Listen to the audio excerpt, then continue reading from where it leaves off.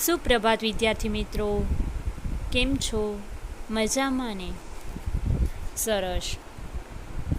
કહેવાય છે કે પૃથ્વી પરના દરેક બાળકની સંભાળ રાખવાનું ઈશ્વર માટે શક્ય ન બન્યું ને ત્યારે તેણે માનું સર્જન કર્યું. માતાને પોતાનું દરેક બાળક વહાલું હોય છે, તે પછી ગાંડું, ગેલું, મંદબુદ્ધિનું હોય કે ગમે તેવું હોય, પણ માને મન તો એ પોતાના હૃદયનો ટુકડો હોય છે. કહેવાય છે ને કે જનનીની જોડ સખી નહીં જડે રે લોલ. એટલે કે માની કોઈ સાથે સરખામણી ન થઈ શકે, એની કોઈ જોડ જ ન હોઈ શકે. મા તો એ અજોડનું પ્રતીક છે. માની મમતાના તોલે તો કોઈ જ ન આવી શકે. કહેવાય છે કે માની મમતા માટે તો દેવોને પણ પૃથ્વી પર જન્મ લેવો પડે છે. માનું સ્થાન તો કોઈ જ ન લઈ શકે. અને એક કહેવત છે ને કે 100 શિક્ષકની ગરજ એક માતા સારે છે. તેમજ બીજી પણ એક કહેવત છે કે ગોળ વિના મોળો કંસાર, મા વિના સૂનો સંસાર. જો મા ન હોય તો આ સંસાર સૂનો લાગે. તેના વગર આ સંસારમાં કાંઈ જ આનંદ જ નથી. માનો પ્રેમ તો એક નિસ્વાર્થ પ્રેમનું પ્રતીક છે, અને તેની સાથે તો કોઈની જોડ ન જડી શકે. કહેવાય છે કે પુત્ર કુપુત્ર થઈ શકે, પણ માતા ક્યારેય પણ કુમાતા ન બની શકે. તેમના સાથે તેના બાળકો ગમે તેટલો ખરાબ વ્યવહાર કરે, પણ મા તો મા જ હોય છે. મા ક્યારેય પણ પોતાના બાળકને ખરાબ ગણતી નથી, તેના પ્રત્યે લાગણી ઓછી દર્શાવતી નથી. તે તો પોતાના બાળકોને પોતાના જીવથી પણ વધારે વહાલ કરતી હોય છે. અને માટે તો કહેવાય છે કે માँ કે બુલાને પર તો ભગવાન ભી ચલે આતે હૈ. પરંતુ તેમની સાથે એક બીજી સત્ય વાત પણ છે કે હર એક अच्छी माँ तो हर एक बेटे के पास होती है. एक अच्छी माँ तो हर एक बेटे के पास होती है, पर एक अच्छा बेटा हर एक माँ के पास नहीं होता है. एक अच्छा बेटा हर एक माँ के पास नहीं होता है. એને જ આ વાતને જ રજૂ કરતી આવી જ એક કૃતિ આપણા અભ્યાસક્રમમાં લોહીની સગાઈ કૃતિમાં આ જ એક વાત્સલ્ય ભાવનાની પરાકાષ્ઠા દર્શાવાઈ છે. તેમાં ગાંડી દીકરી મંગુની માતાને કેટલી લાગણી, કેટલી ચિંતા છે, તે અત્યંત સાહજિક રીતે અને કળાની ખૂબીથી વ્યક્ત થયું છે. મંગુને દવાખાને તો મૂકવી જ નથી એવા દ્રઢ નિર્ણયમાં જે રીતે બાહ્ય બદલાવ આવે છે, છતાં અંદરથી મન માનતું નથી, એ માનસિક સંઘર્ષનું ચિત્રણ દાદ માંગી લે તેવું છે. માટે તો કહેવાયું છે કે ઉસકી હર એક દુઆ કબૂલ હૈ, વો તો મમતા કા એક ફૂલ હૈ. શાયદ તભી ભગવાન से भी ऊपर आती है माँ. एक सच्चा दोस्त कहलाती है माँ. तुझे न हो फुर्सत एक पल भी उसके लिए, उसका हर पल हर लम्हा है तेरे लिए. माँ सब जानती है. માँ તો બધું જ જાણતી હોય છે, પણ પુત્ર કે તેમના બાળકો જ એને નથી જાણી શકતા કે મારી મા મારા પ્રત્યે કેટલો પ્રેમ રાખે છે, મને કેટલું વહાલ કરે છે. તો આવી જ એક આપણે આપણા અભ્યાસક્રમમાં એક એકમ લઈને આવી રહ્યા છીએ, લોહીની સગાઈ, જેમના લેખક છે ઈશ્વર પેટલીકર. આ ઈશ્વર પેટલીકરની આ ટૂંકી વાર્તા એક માતૃત્વની કેન્દ્રમાં રાખીને માતૃત્વની ચરમસીમાનું આલેખન કરેલું છે અહીંયા. તો આપણે આ ટૂંકી વાર્તાનો અભ્યાસ કરીએ તેમનાથી પહેલે આપણે આ લોહીની સગાઈના કર્તા ઈશ્વર પેટલીકર વિશે થોડી ટૂંકમાં માહિતી મેળવી લઈએ, તેનો ટૂંકમાં પરિચય કરી લઈએ. ઈશ્વર પેટલીકરનો જન્મ 9/9/1916 અને અવસાન છે 22/11/1983. ઈશ્વરભાઈ મોતીભાઈ પટેલ પેટલાદ તાલુકાના પેટલી ગામના વતની છે. પેટલી ગામના નામ પરથી જ પોતાની અટક પટેલ પરથી પેટલીકર કરી દીધી. જન્મટી, પાતાળ કૂવો, કાજળની કોટડી, ધરતીનો અવતાર, કંકુ અને કન્યા, મારી હૈયા સગડી, તરણા ઓથે ડુંગર, યુગના એધાણ, ઋણાનું બંધ, જુજવે ગ્રુપ, સેતુબંધ, અભિજાત, લાક્ષાગૃહ વગેરે તેની મહત્ત્વની નવલકથાઓ છે. પારસમણી, ચિંગારી, આકાશગંગા, કઠપુતલી, લોહીની સગાઈ વગેરે તેમના સુપ્રસિદ્ધ નવલિકાઓ સંગ્રહ છે. એમની કૃતિઓમાં સામાજિક સમસ્યાઓ અને તેમના ઉકેલો તથા નગર જીવનના દસ્તાવેજી ચિત્રો મોખરી રહ્યા છે. તેમણે રણજીતરામ સુવર્ણચંદ્રક એનાયત થયેલો હતો. લોહીની સગાઈ ઈશ્વર પેટલીકરના લોહીની સગાઈ વાર્તા સંગ્રહમાંથી લેવાયેલી ટૂંકી વાર્તા છે. આ વાર્તાના કેન્દ્રમાં માતૃત્વની ચરમસીમાનું આલેખન છે. અમૃત કાકીના 4 સંતાનોમાં 2 દીકરા અને 2 દીકરીઓ છે, જેમાં સૌથી નાની દીકરી મંગુ નાનપણથી જ ગાંડી અને મૂંગી છે. અમૃત કાકી અપાર માતૃત્વથી ગાંડી દીકરીની સેવા કરતા હોય છે. ગામના ઘણા લોકો દીકરીને ગાંડાના દવાખાનામાં મૂકી આવવાની સલાહ આપે છે, પણ અમૃત કાકી એ માટે તૈયાર નથી. આમ છતાં ગામની એક ગાંડી થયેલી છોકરી દવાખાનેથી સાજી સવરી થઈ પાછી આવે છે, એ જોઈને અમૃત કાકી પણ મંગુને દવાખાને મૂકવા તૈયાર થાય છે. મંગુને દવાખાને મૂકવા જતી વખતની અમૃત કાકીની મનોસ્થિતિ અને ત્યાં ગયા પછી વાર્તાલાપોમાં મંગુ માટેનો માતા તરીકેનો અપાર પ્રેમ વ્યક્ત થયો છે. દવાખાને મૂકીને આવ્યા પછી પણ અમૃત કાકીનું મન તો મંગુની ચિંતામાં જ દુઃખી છે. વાર્તાને અંતે લેખકે મૂકેલા શબ્દો અમૃત કાકી મંગુની નાતમાં વટળાઈ ગયા હતા દ્વારા મંગુના વિચારોમાં અમૃત કાકી પણ ગાંડા થઈ ગયા એ સંકેત મૂકી દીધો છે. આમ આખી વાર્તામાં લેખકે લાઘવથી શિષ્ટ અને તળપદી ભાષાથી અમૃત કાકીનું માતૃત્વ ઉપસાવી આપ્યું છે. બાળકો, મેં તમને પહેલાં પણ કહ્યું कि हर एक अच्छी माँ हर एक बेटे के पास तो होती है, पर हर एक माँ के पास हर एक बेटा होना ज़रूरी नहीं होता. એટલે કે દરેક બાળકની માતા તો એના માટે સર્વશ્રેષ્ઠ જ હોય છે, પણ દરેક માતા પાસે એનો બાળક સર્વશ્રેષ્ઠ હોવું એ જરૂરી નથી હોતું, એ સંભવ નથી હોતું. અહીંયા આ જ વાતને કેન્દ્રમાં રાખી છે. અને છતાં પણ માતૃત્વ કેટલી સીમા સુધી પહોંચી શકે છે, તેનું માતૃત્વ કેટલી હદ સુધી વટાવી શકે છે, એનું અહીંયા આલેખન છે. ચાલો આપણે આ એકમની શરૂઆત કરી, આ પાઠને આપણે ખૂબ સારી રીતે સમજીએ અને આ ટૂંકી વાર્તા દ્વારા માતૃપ્રેમને સમજીએ. મંગુને ગાંડાના દવાખાનામાં મૂકવાની સલાહ લોકો અમૃત કાકીને આપતા ત્યારે એમની આંખોમાં ઝળહળિયા આવી જતા અને દરેકને એક જ જવાબ આપતા, હું માં થઈને ચાકરી ન કરી શકું તો દવાખાનાને શી લાગણી હોય? ખોડાક ઢોરને પાંજરાપોળમાં મૂકી આવવા જેવું જ એ તો કહેવાય. અહીંયા પાઠની શરૂઆત જ થાય છે કે મંગુ છે એ અમૃત કાકીની 4થા નંબરની નાની દીકરી હતી, જે જન્મથી જ મૂંગી અને ગાંડી હતી. માટે બધા જ એમને ગામના લોકો મંગુને ગાંડાના દવાખાનામાં મૂકી આવવાની સલાહ આપતા હતા.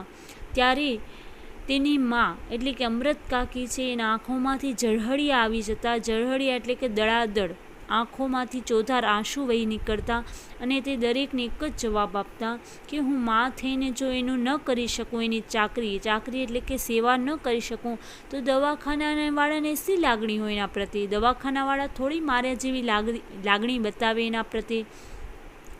અને ખોટ ઢોરને પાંજરાપોળમાં મૂકી આવવા જેવું તો કહેવાય. આપણે જેમ ઢોરને પાંજરાપોળમાં મૂકી આવી એવી વાત થઈ આ તો.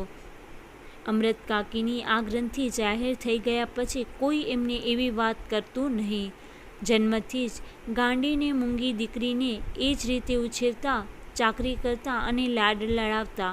એ પ્રત્યક્ષ જોઈ લોકો એમના વખાણ પણ કરતા કે આવી રીતે ગાંડી દીકરીને તો અમૃત કાકી જ ઉછેરી શકે. બીજાને ઘેર હોય તો ભૂખી તરસી ક્યારની મરી ગઈ હોય, અને જીવતી હોય તો પણ આવું હૃષ્ટપૃષ્ટ શરીર તો ન જ હોય. હવે અમૃત કાકી આ બધાને જ એક જ જવાબ આપી દીધો હતો, માટે બધા જ એની આ લાગણીને જાણતા હતા અને તેમની આ ગ્રંથિ જાહેર થઈ ગઈ હતી. એટલે કે હવે દરેકના મનમાં ખબર જ હતી કે અમે અમૃત કાકીને ગમે તે સલાહ આપશું પણ એ પોતાનીમાંથી એકના બે થવાના નથી. તે ક્યારે પણ મંગુ વિશે આવું વિચારવાના નથી. માટે આવું બધાને માની લીધું હતું, તે સ્વીકારી લીધી હતી વાત. માટે હવે એને કહેવાનું જ બંધ કરી દીધું હતું. અને જન્મથી જ ગાંડી મૂંગીની સેવા અમૃત કાકી એવી રીતે કરતા, એટલા જ ઉછેરતા, એટલી જ ચાકરી કરતા અને એટલી જ લાડ લડાવતા કે જાણે કે સાજા સવરા બાળકને એ ઉછેરી રહ્યા હોય. આવા લાડ જોઈને પ્રત્યક્ષ એટલે કે સામે નજર સમક્ષ જોઈને લોકો એના વખાણ પણ કરતા અને એમ કહેતા પણ ખરા કે આવી ગાંડી દીકરીની તો અમૃત કાકી સેવા કરી શકે, બીજા કોઈ આની સેવા કરી શકે નહીં. અને જો બીજાને ઘેર આનો જન્મ થયો હોત તો એ ભૂખી તરસી મરી ગઈ હોત, અને જો કદાચ જીવતી હોત તો પણ આવું હૃષ્ટપૃષ્ટ શરીર તો ન જ હોત. હૃષ્ટપૃષ્ટ એટલે કે ભરાવદાર. હવે મંગુ સિવાય અમૃત કાકીને 3 સંતાનો હતા, 2 દીકરા અને 1 દીકરી. અમૃત કાકી એ ત્રણેય સંતાનોને વિસરી ગયા હોય તેમ એમનું સમગ્ર માતૃત્વ મંગુ પર અભિષેક કરતું હતું. એટલે રજાઓમાં દીકરાઓ અવારનવાર ઘેર આવતા ત્યારે એમનું ઘર બાળ પૌત્ર પૌત્રીઓથી ખિલખિલાટ હસી ઉઠતું. છતાં દાદીમા તરીકે અમૃત કાકી હરખ પદુડા થઈ જતા નહીં. ભાગે જ બાળકોને એ તેડતા, રમાડતા ને લાડ કરતા. હવે જ્યારે પણ એના દીકરાઓ આવે, એટલે કે અમૃત કાકીને છે એ મંગુ સિવાય પણ બીજા 3 દીકરા હતા, એટલે કે બાળકો હતા, એટલે કે 2 દીકરા અને 1 દીકરી. હવે આ ત્રણેય બાળકોમાં જ્યારે 2 દીકરા પરણી ગયા હતા અને તે જ્યારે અમૃત કાકીના ઘેર આવતા ત્યારે એના બાળકો સાથે આવતા, ત્યારે પણ અમૃત કાકી બધાને ભૂલી જતા અને એને સમગ્ર માતૃત્વ એ મંગુ ઉપર જ અભિષેક કરી દેતા, એના ઉપર જ ઠાલવી દેતા. અને રજાઓમાં એ દીકરાઓ આવતા પોતાના બાળકો સાથે, ત્યારે પણ એનું આખું ઘર પૌત્ર અને પૌત્રીઓથી ભરાઈ જતું, ખિલખિલાટ હસી પડતું. છતાં પણ દાદીમા તરીકે અમૃત કાકી એને ક્યારેય પણ પ્રેમ આપી શકતા નહીં, કારણ કે તેના મને તો મંગુ જ એક એની દીકરી હતી અને એના ઉપર જ એનું સર્વસ્વ માતૃત્વ છવાયેલું હતું. ભાગ્યે જ ક્યારેક અમૃત કાકી એના પોતરાઓને તેડતા અને રમાડતા હતા. માના આ વર્તન વિશે દીકરાઓને કંઈ લાગતું નહીં, પણ વહુઓ સમસમી જ હતી. બંને વહુઓની પતિ આગળ આ એક જ ફરિયાદ હતી કે દીકરાના બાળકો એમને દીઠા ગમતા નથી અને ગાંડા હીરાને છાતીએથી અડગો કરતા નથી. દીકરી માને મોએ સંભળાવી દેતી કે મંગુને ખોટા લાડ લડાવીને તે જ વધારે ગાંડી કરી મૂકી છે. ટેવ પાડીએ તો ઢોરને પણ ઝાડો પેશાબ ક્યાં કરાય અને ક્યાં ન કરાય તેનું ભાન આવે છે. તો 12 વર્ષની છોડી ગમે તેટલી ગાંડી હોય પણ એને એ ટેવ પાડી હોય તો શું એટલું ભાન ન આવે? એ મૂંગી છે પણ કંઈ બહેરી નથી કે આપણું કાને ન ધરે. ભૂલ કરે તો 2 લપડાક ચોડી દીધી હોય તો બીજી વખત તરત ભાન રાખે. હવે આવું વર્તન જ્યારે અમૃત કાકીનું રહેતું ત્યારે તેના દીકરાઓને પણ તેના પ્રત્યે કોઈ ફરિયાદ નથી રહેતી કે એના મનમાં એવું કાંઈ જ ન લાગતું.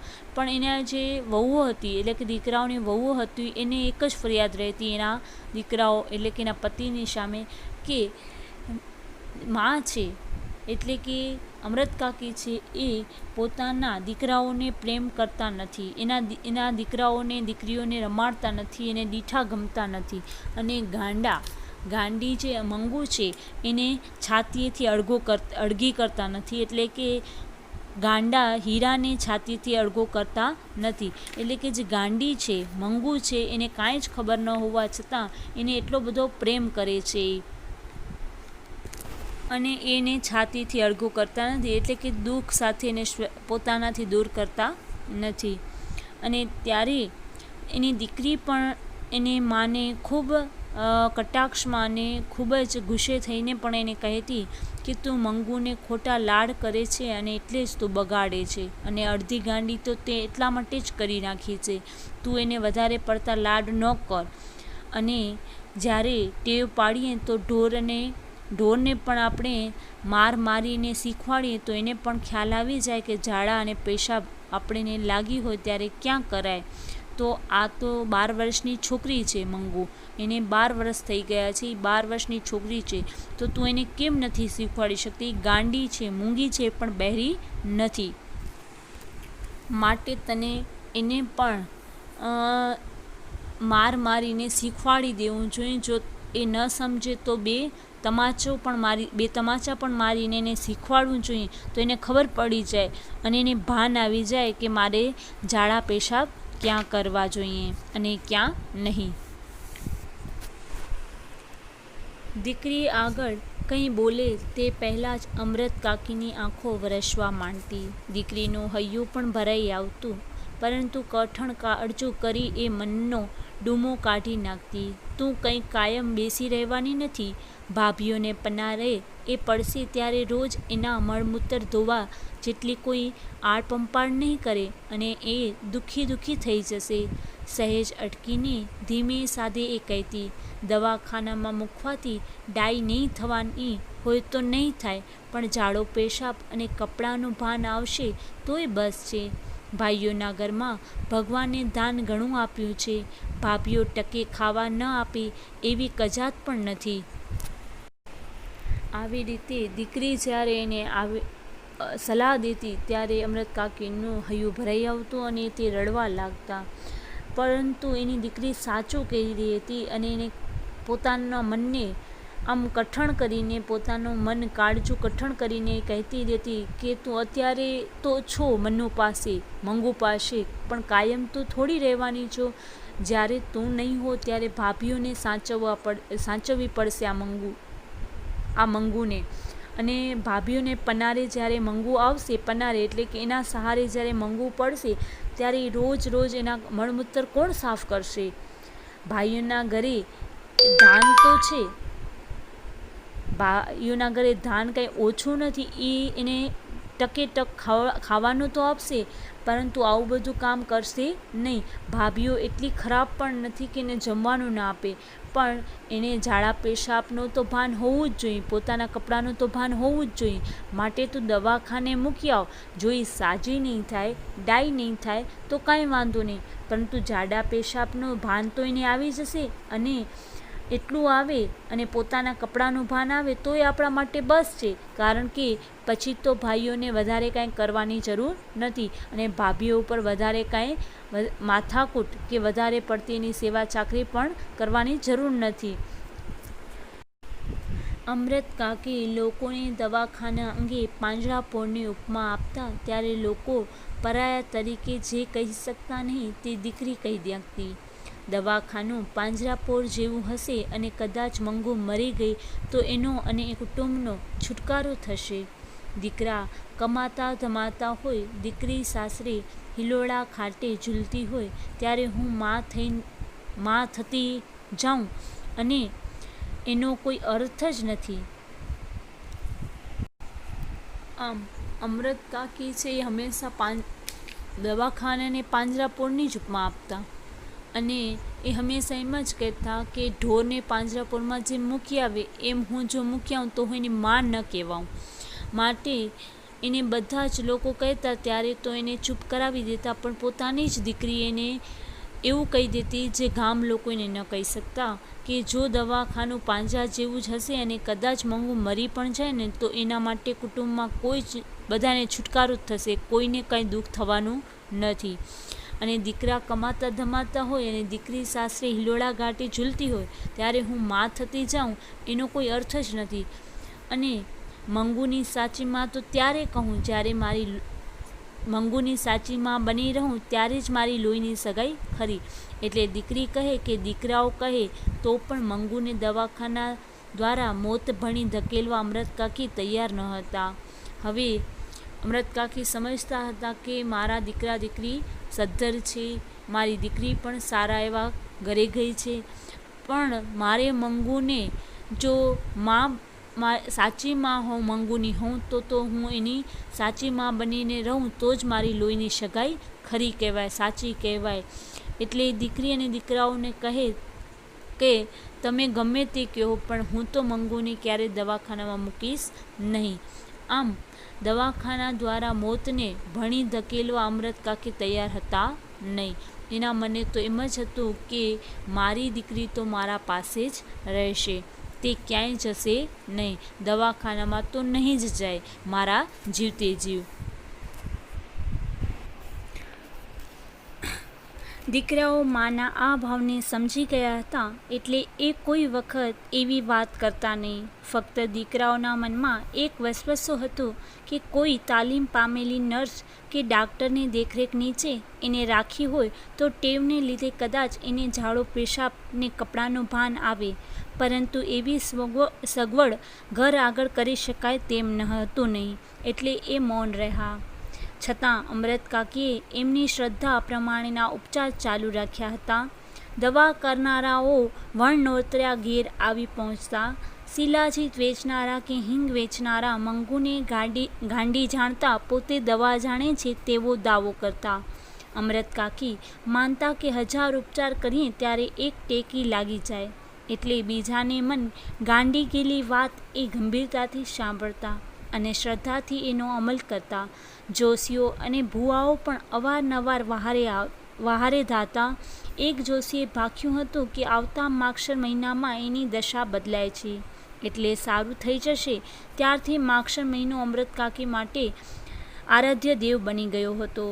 હવે એના દીકરાઓ પણ જાણતા હતા કે માને હવે દુઃખ થાય છે, માટે કોઈ દિવસ આવી વાત નહોતા કરતા.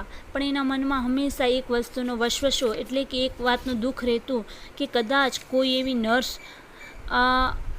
આવી જાય અને એનું ધ્યાન રાખે અને એને એટલી પોતાની સારી ટેવ પાડી દે મંગુમાં કે એને ઝાડો પેશાબ ક્યાં કરવો અને એના કપડાં કેવી રીતે પહેરવા એનું પણ ભાન આવી જાય તો ઘણું સારું થઈ જાય.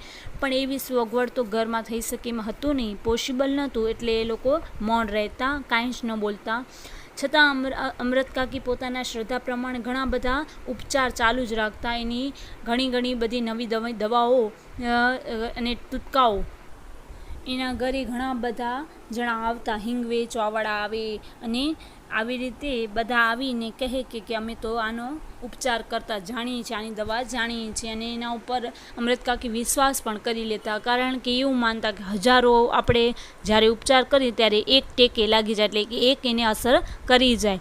એટલે બીજાને મને એવી ગાંડી ગયેલી વાતો પણ અમૃતકાકી છે એ મન ઉપર લઈ લેતા અને ગંભીરતાથી એનું અનુકરણ પણ કરતા કે મારી મંગુ માંડ સાજી થઈ જાય, કોઈક તુક્કો છે એને સરખો લાગી જાય અને મારી મંગુ ડાઈ થઈ જાય અને બધા જેવી નોર્મલ થઈ જાય.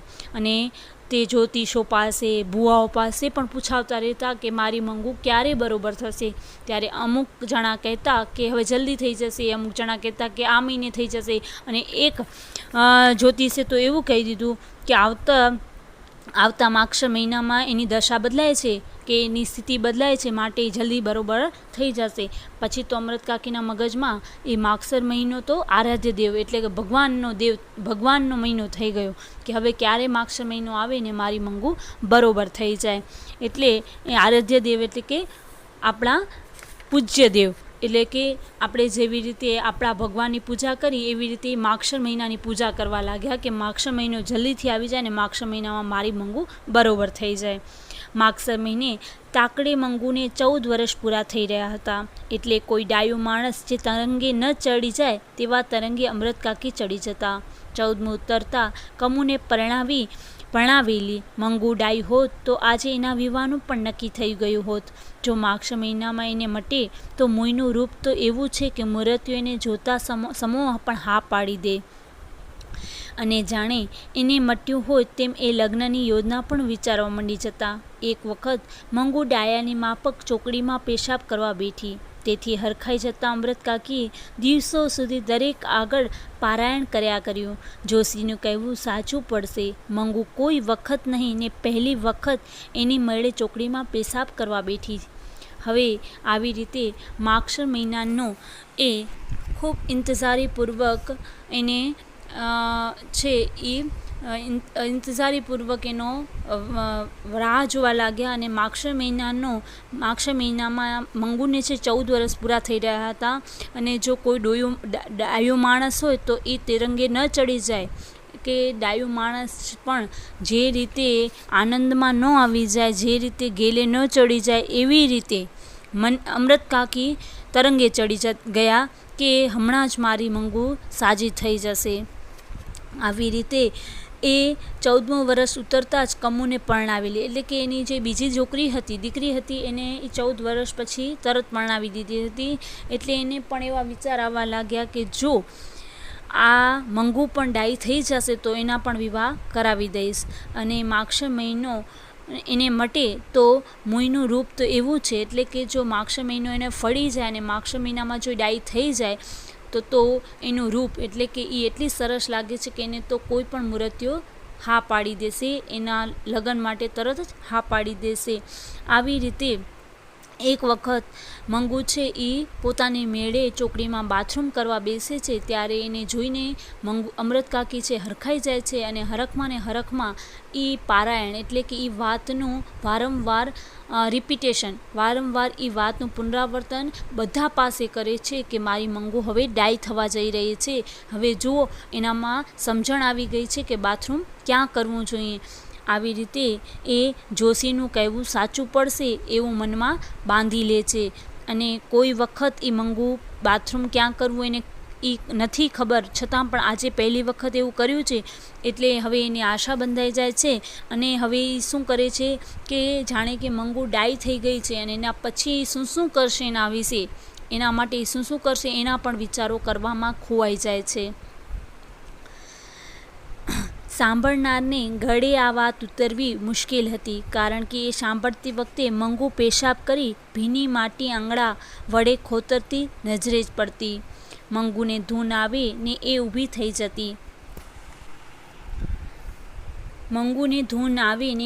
થઈ જતી તો એમને નવી વાત મળી જતી કે મેં કહ્યું તે સમાણી ડાયાની માફક ઊભી થઈ ગઈ. આમ અમૃત કાકીનો આશાભર્યો માક્ષર મહિનો આવ્યો, છતાં મંગુ ડાઈ તો ન થઈ, પણ શહેરના કન્યા વિદ્યાલયમાં ભણતી ગામની એક દીકરી કુસુમ ગાંડી થઈ ગઈ. મંગુની માફક એને પણ ઝાડા પેશાબનું ભાન ન રહ્યું. અમૃત કાકીને એથી દુઃખ તો થયું, પણ સાથે સાથે સંતોષ પણ થયો કે ડાઈ ડમરી છોકરી ગાંડી થતાં આવું ભાન ગુમાવી બેસે તો જન્મથી જ ગાંડી મંગુને બિચારીને એવું ભાન તો ન હોય એમાં નવાઈ શી. હવે આવી રીતે મંગુ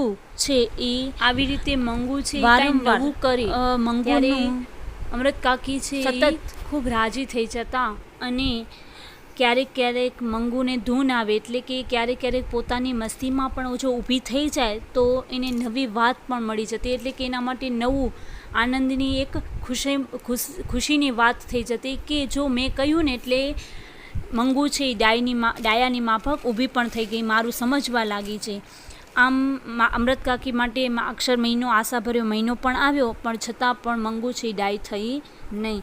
અને શહેરમાં ભણતી એક કન્યા વિદ્યાલયમાં ભણતી જ ગામની એક દીકરી છે એ એટલે કે કુસુમ નામની છોકરી હતી, એ પણ ડાઈ હતી અને ત્યાં સ્કૂલમાં જ ભણતી હતી વિદ્યાલયમાં, છતાં પણ તે અચાનક જ ગાંડી થઈ જાય છે અને તેને પણ ઝાડા પેશાબનું ભાન રહેતું નથી, તે પણ મંગુ જેવી થઈ જાય છે. ત્યારે તે સાંભળે છે ત્યારે અમૃત કાકીને દુઃખ તો થાય છે, પણ સાથે સાથે સંતોષ પણ થાય છે કે જો આવી ડાઈ ડમરી છોકરી ગાંડી થઈ જાય અને એને ઝાડા પેશાબનું ભાન ન રહે તો પછી આ મારી દીકરી મંગુ તો જન્મથી જ ગાંડી છે, એ તો જન્મથી જ આવી મૂંગી છે અને આવી છે, તો એને તો ઝાડા પેશાબનું ભાન ન રહે, એમાં તો નવાઈની વાત નથી. એટલે કે મારી મંગુ બરોબર છે. જો ડાયા ડમરા માણસોની પણ આવી હાલત થઈ જતી હોય તો પછી મારી મંગુની આવી હાલત હોય જ ને. આવી રીતે તે પોતાના મનને આશ્વાસન આપતા વારંવાર. કુસુમને દવાખાનામાં મૂકવાનું નક્કી થયું. એ સમાચાર જાણી અમૃત કાકીને ઓછું આવ્યું કે એની માં જીવતી હોત તો એને દવાખાને મૂકવા ન દેત. મા વગર બધું શૂનું કહ્યું છે તે ખોટું નથી. એ સાથે પોતાની આંખ મીચાતા મંગુને પણ ભાઈઓ દવાખાને મૂકી આવતા હોય તેવું દ્રશ્ય એને કંપાવી ગયું.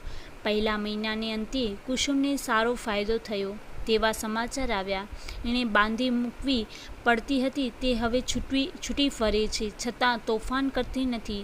ઝાડો પેશાબનું પૂરેપૂરું ભાન આવ્યું છે. ગાંઠ રહ્યું હોય તો ફક્ત આખો દિવસે ગાયા કરે છે, એટલું જ. એ પણ બીજા મહિનામાં મટી જશે એવા ડૉક્ટરે અભિપ્રાય આપ્યો હતો.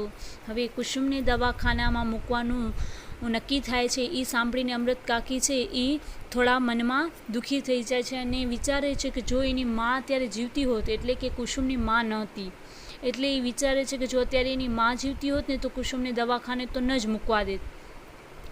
અને પોતે પણ માં વગર બધું સૂનું છે એ વાતને એ કહે છે કે એ વાત ખોટી નથી કહી, સાચી વાત છે. કુસુમને અત્યારે માં નથી એટલે હવે એનું જીવન છે એ સૂનું થઈ ગયું છે.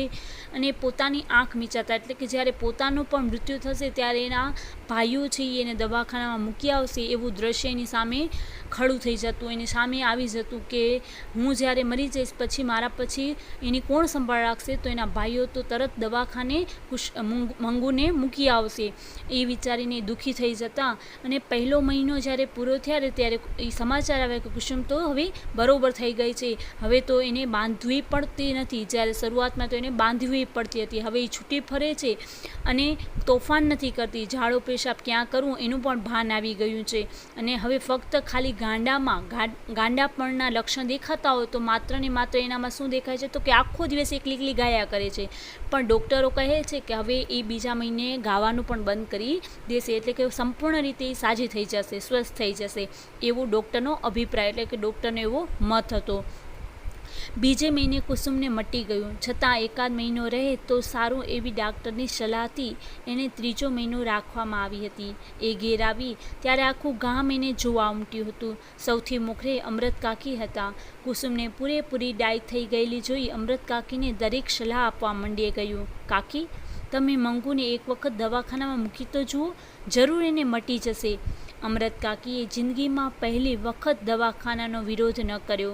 બીજે દિવસે એમણે કુસુમને પોતાને ઘેર બોલાવી એની પાસે બેસાડી દવાખાનાની હકીકત પૂછવા માંડી. નર્સ કે ડાક્ટર કોઈ ગાંડા તમાચા મારી જાય તો પણ એ લોકો એના ઉપર ખીજાતા નથી કે એને મારતા નથી. એ જાણી એમણે દવાખાના ઉપર શ્રદ્ધા પણ બેઠી. નવી આશા જન્મી કે મંગુના કર્મમાં દવાખાનામાં જવાથી મટે એવું લખ્યું હશે, તો એ કોને ખબર. આટલા ઉપચાર કરી જોયા ત્યારે એક વધારે. હવે આવી રીતે બીજા મહિને કુસુમ એકદમ બરોબર થઈ ગઈ હતી, પણ છતાં પણ ત્યાંના ડૉક્ટરો એમ કહ્યું કે હજી એક મહિનો અહીંયા કુસુમ રહી જાય તો વધારે સારું. એટલે એને 3 મહિના ત્યાં રાખવામાં આવ્યા અને ત્યાર પછી ગામમાં આવી. 3 મહિના પછી ત્યારે એકદમ સંપૂર્ણ રીતે સ્વસ્થ થઈને આવી હતી. એટલે આખું ગામ એને જોવા માટે ઉમટ્યું હતું, એટલે કે બધા જ એને જોવા માટે ઉત્સુક હતા, બધા જ એને મળવા માટે આમ તલવલાટ કરતા હતા, બધા જ એને હરકપુદળા થઈને જોવા લાગ્યા. ને સૌથી વધારે તો અમૃત કાકીને ઈચ્છા હતી, એટલે અમૃત કાકી તો સૌથી મોખરે એટલે સૌથી પહેલાં હતા. અને કુસુમને પૂરેપૂરી ડાય થઈ ગયેલી જોઈને અમૃત કાકીને બધા જ સલાહ દેવા લાગ્યા કે તમે એક વખત મંગુને દવાખાનામાં મૂકી તો જુઓ, એ બરોબર થઈ જ જશે. ત્યારે જિંદગીમાં પહેલી વખત અમૃત કાકી દવાખાનાનો વિરોધ નથી કરતા. અને પછી બીજે દિવસે કુસુમને પોતાના ઘરે બોલાવે છે અને એને બેસાડીને ડૉક્ટર શું કરે છે, ત્યાંનું કેવું રહેવાનું હોય છે, ત્યાં કેવું કરાવે છે, કોઈને જમવાનું આપે છે, ત્યાં કને નર્સો અને ડાક્ટરો એને કેવી રીતે સાચવે છે, બધી જ વસ્તુ નાની નાની ઝીણવટપૂર્વક એને પૂછવા લાગ્યા. ત્યારે કુસુમ એને બધી જ વાત કરે છે અને કહે છે કે હા, ત્યાંના ડૉક્ટરો અને નર્સો ખૂબ સારા છે. જો કોઈ ગાંડા માણસો તેને મારી લે અને ઝાપટો મારી લે તો પણ નર્સો કે ડૉક્ટરો તેને સામે મારતા નથી. એ જાણ્યું અને દવાખાના ઉપર એને શ્રદ્ધા બેસી જાય છે કે સાચી વાત છે, ત્યાંના ડૉક્ટરો અને નર્સો ખૂબ સારા છે. મંગુના કર્મમાં કદાચ દવાખાનામાં જઈને સારું લખ્યું હોય તો કદાચ એ ત્યાં જઈને પણ સારી થઈ જાય. આવા એને આશા બંધાય છે અને આવી આશાથી તે નક્કી કરે છે કે હવે મારે મંગુને દવાખાનામાં મૂકવી જોઈએ, ત્યાં પણ તે સારી થઈ જાય. કોને ખબર કે આટલા બધા ઉપચાર કર્યો એમાં આ ઉપચાર જ એને લાગુ પડી જાય. એટલે કોને ખબર કે આટલા ઉપચાર કરી જો તેમાં એક આ વધારે પણ હું ઉપચાર કરી જાઉં, એનાથી કદાચ મંગુને સારું થઈ જાય અને એ સાજી થઈ જાય. આવા વિશ્વાસ સાથે, આવી આશા સાથે તે દવાખાનામાં મૂકવા માટે મંગુને મનથી નક્કી કરી લે છે. છેવટે મંગુને દવાખાને મૂકવી એવો અમૃત કાકીએ નિર્ણય કર્યો. એ માટે મોટા દીકરાને ઘેર આવી જવા એમણે પત્ર લખાવ્યો. છતાં એ નિર્ણય લીધો કે ત્યારથી એમની ઊંઘ ઉડી ગઈ હતી. જાણે પોતે હારીને આ કામ કરી રહ્યા હતા એમ એના મગજ ઉપર એક જાતનો ભાર જણાવવા લાગ્યો હતો. મંગુ મોટી થતી જતી હતી, પોતાની વૃદ્ધાવસ્થા વધતી જતી હતી. વહુઓ ચાકરી નહીં કરે એની ખબર પડી ગઈ હતી, કારણ કે બેમાંથી એકે વહુએ હજી સુધી સાથે રહેવા આવવાનું આમંત્રણ આપ્યું ન હતું. એ સ્થિતિમાં મંગુનો પ્રભુ હોય અને એને મટી જાય કે ન મટે તો પણ જો એને દવાખાનામાં ગોઠી જાય તો મરતી વખતે પોતાને એક જાતની શાંતિ રહે. એની ચાકરી કરનાર દુનિયામાં પારખું પણ છે ખરું. એ વિચાર વહેમ સાથે અમૃત કાકીની આંખોમાંથી એટલું બધું પાણી વહી જતું કે પથારી પલળી જતી. હૈયું પોકારી ઉઠતું, ગમે તે બહાનું ભલે કાઢો પણ મૂળ વાત તો એટલી કે તમે દીકરીથી થાક્યા છો. અમૃત કાકી ઊંઘમાંથી ઝબકી જતા અને બોલી ઉઠતા, શું હું થાકી ગઈ છું? હૈયું બમણા જોરથી પોકારી ઉઠતું, એકવાર નહીં ને 1000 વાર. આમ છેવટે મંગુને દવાખાનામાં મૂકવાનો અમૃત કાકી નિર્ણય કરી લે છે અને મોટા દીકરાને પત્ર પણ લખી નાખે છે. છતાં એ નિર્ણય પછી અમૃત કાકી છે એ એમ જ વિચાર્યા કરે છે અને એને ઊંઘ પણ ઉડી જાય છે કે જાણે પોતે હારીને આ કામ કરી રહ્યા હોય, અને એવો એનો વિચાર છે મગજમાં, એના ભાર એક બની જાય છે. પણ મંગુ છે એ મોટી થતી જાય છે અને પોતાની પણ વૃદ્ધાવસ્થા વધતી જાય છે, એટલે કે પોતે પણ હવે મોટા થતા જાય છે. જો હવે એની વહુઓ એટલે કે દીકરાની વહુઓ તો એની ચાકરી નહીં કરે એ એને ખબર પડી જ ગઈ હતી, કારણ કે બેમાંથી એકે વહુઓ તેને સાથે આવવાનું આમંત્રણ નહોતું આપ્યું. એટલે કે બંને દીકરાઓ એના અલગ રહેતા હતા, એટલે ક્યારેય પણ હજી સુધી એને કહ્યું નહોતું કે તમે અમારે સાથે રહેવા આવો. માટે હવે એને ખ્યાલ જ હતો કે મંગુની સેવા કોઈ કરશે નહીં. એટલે હવે જો આ સ્થિતિમાં જો મંગુને એ દવાખાને મૂકી આવે તો કદાચ એને મોત પણ આવી જાય અને એ મૃત્યુ પામે તો દવાખાનામાં એની સેવા ચાકરી કરવાવાળા કોઈક પારકા પણ હોય એ મનમાં શાંતિથી મૃત્યુ પામી શકે અને મનમાં એને શાંતિ મળે. ત્યારે આવા વિચાર વહેમ સાથે અમૃત કાકીની આંખોમાં ઘણું બધું પાણી, એટલે કે ઘણા બધા રડી પડતા અને આખી પથારી પલળી જતી, એટલા બધા રુદન કરતા. પરંતુ હૈયું પોકારી ઉઠતું કે ગમે તેવું બહાનું કાઢો પણ હવે તો તમે પણ દીકરીથી થાક્યા છે એ સ્વીકારી જ લો. ત્યારે અમૃત કાકી ઊંઘમાંથી ઝબકી જતા અને બોલી ઉઠતા કે હું થાકી ગઈ છું શું સાચે? ત્યારે હૈયું બેમણા જોરથી પોકારી ઉઠતું, એટલે કે હૈયું એના ડબલ જોરથી કહેતું કે હા, એકવાર નહીં 1000 વખત તમે હવે દીકરીથી તો થાકી ગયા છો, એ વાતને સ્વીકારવી જ પડશે. અમૃત કાકીને થયું પોતે દીકરાને પત્ર લખ્યો તે જ મોટી ભૂલ કરી. એની એવી સી ઉતાવળ હતી કે શિયાળાની ઠાઠમાં એને દવાખાને ધકેલવી પડે. રાતમાં હું એને કેટલાય વખત ઓઢાડું છું, દવાખાનામાં એમ ઘડીએ ઘડીએ કોણ ઓઢાડશે? ઉનાળામાં મૂકવાનું રાખ્યું હોત તો ઠીક થાત, પરંતુ પત્ર મળતા જ દીકરો આવી પહોંચ્યો. દવાખાનામાં દાખલ કરવાનો મેજિસ્ટ્રેટનો હુકમ પણ મેળવી લીધો. 1 અઠવાડિયામાં જ મંગુને મૂકવા જવાનું આવી પહોંચ્યું. અમૃત કાકીને ખાતરી થઈ ગઈ કે દીકરો ગાંડી બહેનને દવાખાનામાં ધકેલી ભેટ ઉતારવા માંગે છે.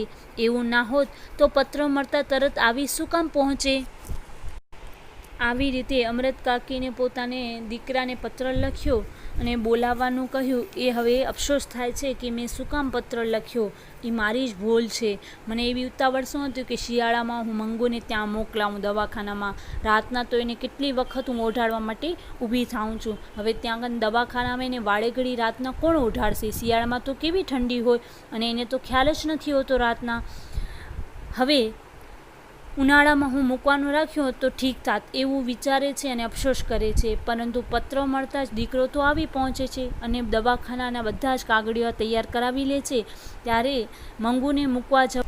મંગુને મૂકવા માટે અઠવાડિયામાં જ નક્કી થઈ જાય છે અને આવી રીતે અઠવાડિયામાં જ એને ત્યાં જવાનું બધું જ ફાઇનલ થઈ જતાં હવે ત્યાંનો એ સમય આવી જાય છે કે મંગુને હવે ત્યાં મોકલવી. અઠવાડિયામાં જ મંગુને મૂકવા જવાનું પહોંચે છે ત્યારે અમૃત કાકીને ખાતરી થાય છે કે દીકરો પણ હવે ગાંડી બહેનને ત્યાં દવાખાનામાં ધકેલવામાં ઉતાવળ જ કરી રહ્યો છે. નકર પત્ર મળતા તરત જ શું કામ આવે? થોડો સમય તો કાઢી નાખત કદાચ મારો દીકરો, પણ એને પણ હવે એટલું બધું જ ઉતાવળ છે કે મારી બહેન ગાંડી છે, એને જલ્દીથી જલ્દી દવાખાનામાં મૂકી આવું. આવી રીતે એ મનમાં ઘણા બધા વિચારો કરે છે અને પોતાને પણ દોષ આપતા રહે છે. સાથે સાથે પોતાના મનનો ભાર પણ વધતો જાય છે. આપણે આ પિરિયડમાં આ લેસનનો અભ્યાસ અહીં સુધી રાખીશું. આગળના પાઠનો અભ્યાસ આપણે નેક્સ્ટ પિરિયડમાં જરૂરથી કરીશું. પરંતુ ત્યાં સુધી તમારે હોમવર્ક આજના પિરિયડનું નોંધી લેશો.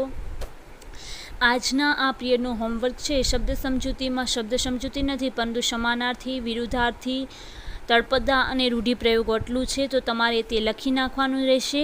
આજના પિરિયડનું હોમવર્ક છે અને વિકલ્પોવાળા પ્રશ્નો પણ તમે લખી રાખશો. તેનો સાચો વિકલ્પ જો ખબર ના હોય, સાચો વિકલ્પ તો આપણો સંપૂર્ણ પાઠ પૂર્ણ નથી થયો. તેથી જો કદાચ તમને કોઈ વિકલ્પમાં મૂંઝવણ હોય તો તમે તેના માટે એક સાચા જવાબ માટેની એક જગ્યા છોડી દેશો. બાકી તમે ચારે ચાર પ્રશ્નો લખી નાખજો. તો આજના આ પિરિયડનું હોમવર્ક એટલું છે, તો બધાએ જ કરી લેવાનું છે. Thank you.